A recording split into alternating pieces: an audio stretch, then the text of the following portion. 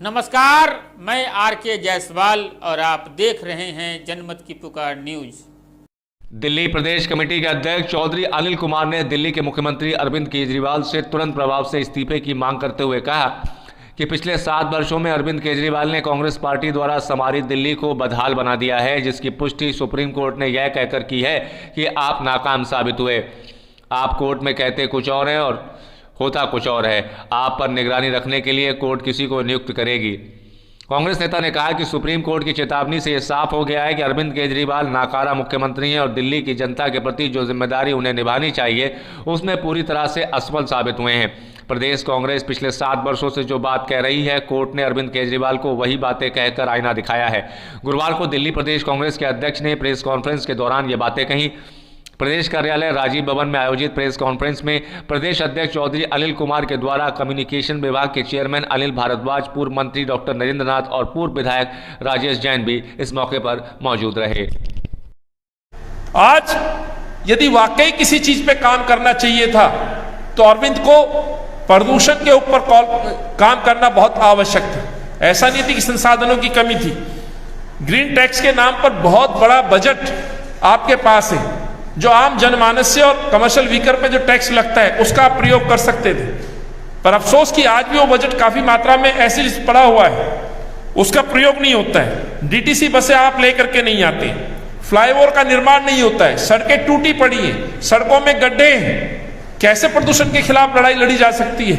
ये बड़े गंभीर प्रश्न है जो कांग्रेस पार्टी निरंतर पूछ रही थी, सवाल खड़े कर रही थी, सुझाव दे रही थी। पर अफसोस कि अरविंद केजरीवाल की नींद नहीं टूटती। ऑड इवन से क्या फायदा हुआ ये कोर्ट जानना चाहती है। पूरी तरह से आज मैं कह सकता हूं odd even fail, green budget fail, DTC की बस ना आना, प्रदूषण युद्ध प्रदूषण के खिलाफ जो विरुद्ध आपने नारा दिया था वो पूरी तरह से फेल साबित हुआ है। और मैं इस दावे के साथ, जब सेना का सेनापति ही छुप के घर बैठ जाए तो माफ करिएगा, इन बातों के साथ किसी भी युद्ध को नहीं जीता जा सकता। और दुख के साथ कहना पड़ता है कि 2013 से आज तक एक भी नई डीटीसी बस आप दिल्ली में लेकर के नहीं आए। ऑड इवन पूरी तरह से फेल हो गया। आप नारा देते थे लंदन, पेरिस और कई सिंगापुर बनाने का, तो माफ कीजिएगा, जो हम बार बार कहते हैं, फिर दोहराता हूं, ये शहर किस तरह से लंदन पेरिस बना मैं नहीं जानता, लेकिन इस दिल्ली को, शहर को यदि कोई पहचान मिली है पिछले खास तौर से जब से मुख्यमंत्री तीसरी बार चुन करके आए हैं, इस दिल्ली को यदि पहचान मिली है तो बेरोजगारी में दिल्ली नंबर 1 बनी है। ये मैं नहीं बोलता, इनके आंकड़े लगभग 13,27,000 पढ़े लिखे बेरोजगार युवा इन्हीं की साइट पे, पोर्टल पे रजिस्टर्ड है। ये इनके अरविंद के आंकड़े हैं।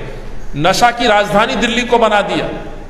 आज लगभग 849 ठेके पूरी दिल्ली में खोले जा रहे हैं। जितना काम आपने लिकर पॉलिसी बनाने में किया, जितना समय वहां व्यतीत किया, मैं कहना चाहता हूं इतना समय यदि प्रदूषण के खिलाफ काम करने में लगाया जाता तो मैं समझता हूं दिल्ली को बचाया जा सकता था। इसलिए कहता हूं इस दिल्ली के युवाओं की उम्र घटा करके आपने उनको शराब की तरफ आकर्षण पैदा करने का काम किया है और इस दिल्ली को पहचान दी है नशा की राजधानी बनाने में।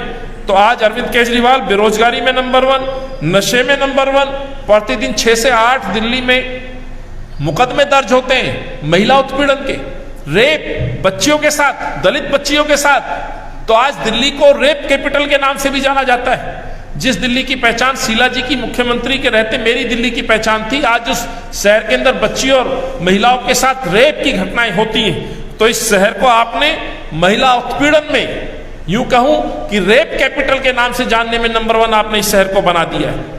कोविड के मामले में दिल्ली, राजधानियों की हम बात करें, ना केवल देश में बल्कि विश्व में भी जो राजधानियां हैं उसमें सबसे ज्यादा यदि कहीं मौत हुई तो दिल्ली के अंदर मौत हुई।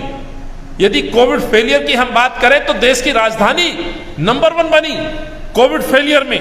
जल भराव की बात करें मानसून में तो दिल्ली नंबर 1 बनी।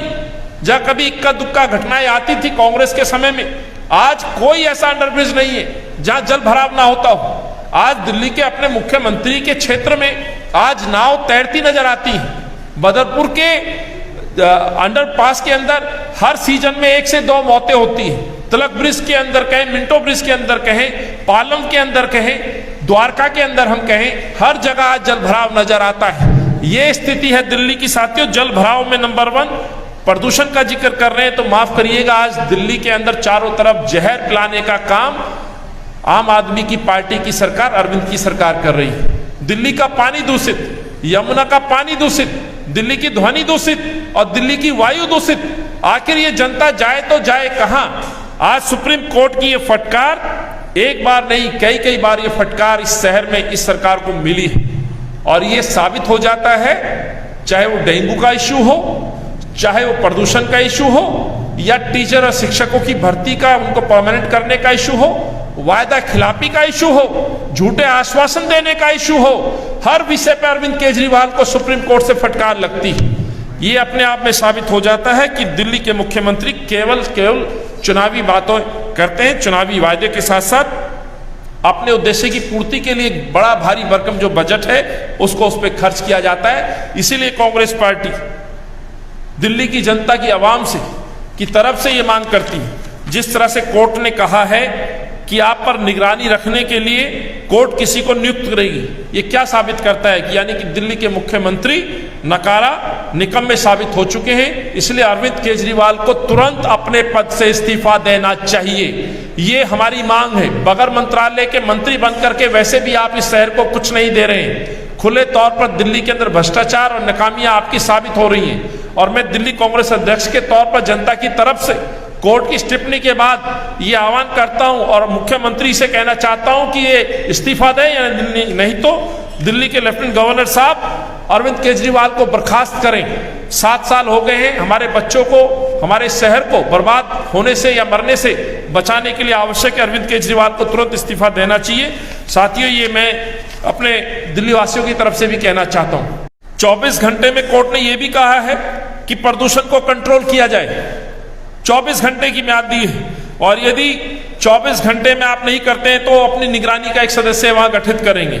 अफसोस ये होता है कि जो बात कांग्रेस पार्टी निरंतर इस सरकार को आगाह करने के लिए सुझाव देती रही, सजेशंस देती रही, आज वही बात फटकार के रूप में कोर्ट ने भी कहा है कि आज केजरीवाल साहब जो है आज फिर चुनावी पर्यटन पर पठानकोट और पंजाब में है। कितने गंभीर हैं अरविंद केजरीवाल दिल्ली को लेकर के साबित हो जाता है साथियों, जब सुनवाई चल रही हो प्रदूषण की और बार बार कोर्ट आपको तारीख देता है, समय देता है, 2 दिन बाद 3 दिन बाद, आप उस पर काम नहीं करते हैं और आप लच्छेदार बातें करके जनता को गुमराह करने का काम करते हैं। इस विषय पर आज हमने आपको आमंत्रित किया साथियों और ये मांग की कि अरविंद केजरीवाल इस्तीफा दे। दूसरा, जिस तरह से हट धर्मिता इन सरकारों की चल रही है, एक और विषय है मैं जो आपके सामने रखना चाहता हूँ साथियों।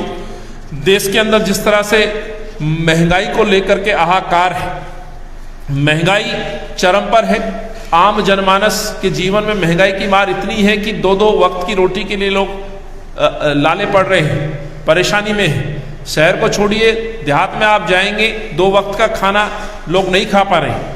आज सरसों के तेल की बात करें, टमाटर की बात करें, हरी सब्जी की बात करें, दालों की बात करें, तमाम चीजें आज महंगाई के चरम पर है।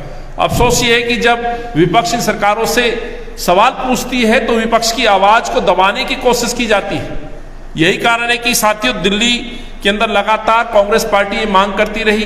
देश में सोनिया जी और कांग्रेस के नेता आदरणीय राहुल जी ये सवाल पूछते रहे सरकारों से कि महंगाई पे लगाम कब लगाओगे। कांग्रेस के समय में कुछ इनके नेता लोग आए दिन धरने पे बैठा करते थे, महिला नेता भी उनकी गले में प्याज की मालाएं, गैस का सिलेंडर लेके बैठा करती थी। आज कैबिनेट में शर्म आती है कि एक प्रश्न पूछने की हिम्मत नहीं है मोदी जी से कि आखिर महंगाई कब करोगे। जब कांग्रेस ये सवाल पूछती है तो जवाब नहीं देते और जब सरकार इस तरह का तानाशाही रवैया अपनाए तो तब कांग्रेस पार्टी सड़कों पर आई है। इसीलिए महंगाई कम करो के नारे के साथ साथियों कांग्रेस पार्टी ने दिल्ली के अंदर द्वारका में 12 तारीख को एक बड़ी रैली प्रस्तावित की थी। ये रैली आम जनमानस की आवाज थी, ये रैली युवाओं की आवाज थी, ये रैली किसानों की आवाज थी, ये रैली देश के अंदर रहने वाले उस हर गरीब व्यक्ति की आवाज थी जो आज महंगाई से त्रस्त है, बेरोजगारी से त्रस्त है। आज उस रैली को जिस तरह से साजिश के साथ कैंसिल करने की कोशिश की गई है, ना केवल कोशिश की गई है बल्कि उसको परमिशन देने के बाद कैंसिल कर दिया गया है। मैं ये कहना चाहता हूं, ये सूचक इस चीज का कि किस तरह से मोदी जी राहुल गांधी और कांग्रेस पार्टी से डरे हुए। वो नहीं चाहते कि दिल्ली के अंदर कोई उनके खिलाफ आवाज उठे। ना वो संसद के अंदर पार्लियामेंट में कोई डिबेट चाहते हैं, ना किसी की वो बात सुनना चाहते हैं, ना ही सदन के बाहर सड़क पर कोई आंदोलन करने देना चाहते हैं। लगभग 1 दर्जन मुकदमे मुझ पे और मेरे कांग्रेस के नेताओं पे, कार्यकर्ताओं पे दिल्ली में रजिस्टर्ड है। ये मुकदमे कोई आपराधिक मुकदमों में नहीं है हम पे, ये मुकदमे जनता की आवाज, पेट्रोल डीजल की कीमतें हो, सब्जी की कीमतें हो, महंगाई की बढ़ती हुई कीमतों के खिलाफ ये आवाज थी। और ये लड़ाई हमारी पिछले कई वर्षों से चल रही है। जब से खासतौर से मोदी जी पार्ट 2 जीत करके आए, तब से तो उन्होंने अहंकार को हर तरह से हदें पार कर दी। इसीलिए साथियों, जिस डीडीएमए का हवाला देकर के कांग्रेस की इस रैली को बर्खास्त किया गया या रैली को कैंसिल कराया गया, परमिशन को रद्द किया गया, मैं कहना चाहता हूं कि 15 नवंबर के डीडीएमए का जो ऑर्डर था, उसमें स्वाभाविक सी बात है कानून सब पे लागू होना चाहिए। उस ऑर्डर में सामाजिक, राजनीतिक, खेलकूद, धार्मिक त्योहार जैसे आयोजन पर पूर्ण रूप से मनाई थी, लेकिन उसके बावजूद सत्ताधारी पार्टी के तमाम प्रोग्राम हो सकते हैं, लेकिन विपक्ष की कोई पार्टी की अपनी बात नहीं है। ये बात है जनता की, आवाम की, देश की, जिसकी आवाज उठाने के लिए विपक्ष के पास जिम्मेवारी होती है और विपक्ष ही उनकी आवाज बनता है। उसकी आवाज को दबाने के लिए आप डीडीएमए की गाइडलाइंस का सहारा लेते हैं। मैं कुछ ऐसी तारीख है, कुछ ऐसे कार्यक्रम में साथी जो बताना चाहता हूं। 2 डीडीएमए के ऑर्डर आए हैं। एक 15 नवंबर का ऑर्डर है जिसमें संसद सत्र की शुरुआत होती है। हालांकि संसद सत्र ये होना चाहिए, हम इसमें कोई आपत्ति नहीं है, लेकिन संख्या के तौर पे देखें तो लगभग इसमें भी 1000 से ज्यादा कर्मचारी और सांसद, मेंबर, पत्रकार बंधु वहां इकट्ठा हो रहे हैं। वहां पे कार्यक्रम हो रहा है, वहां पे संसद चल रही है, डिबेट चल रहे हैं, उन पे ये नियम लागू नहीं होता। क्या ये देश की राजधानी का हिस्सा नहीं है? मैं दूसरा, इसी शहर में 28 नवंबर को बीजेपी संसदीय कार्यकारिणी की बैठक होती है। सरकारी जगह को, वेन्यू को बुक कराया जाता है, एनडीएमसी के स्थान पर वो बुकिंग होती है, वहां पर राजगा के घटक दलों की भी बैठक होती है। लेकिन अफसोस इस बात का है कि कांग्रेस कार्यक्रम करे तो उसकी परमिशन रद्द, और सत्ता में बैठे हुए लोग जब कार्यक्रम करें तो उनको इजाजत, उनके लिए रेड कारपेट बिछाया जाता है। ये दोहरा मापदंड क्यों? ये लोकतंत्र, इसलिए हम बार बार कह रहे हैं, ये इस देश का संविधान खतरे में है, इस देश का लोकतंत्र खतरे में है, तानाशाही शासन चल रहा है। नमस्कार, मैं आरके जायसवाल और आप देख रहे हैं जनमत की पुकार न्यूज। अगर आप जनमत की पुकार को यूट्यूब चैनल पर देख रहे हैं तो कृपया चैनल को सब्सक्राइब कर लें, या फेसबुक पर देख रहे हैं तो पेज को लाइक करें, फॉलो करें।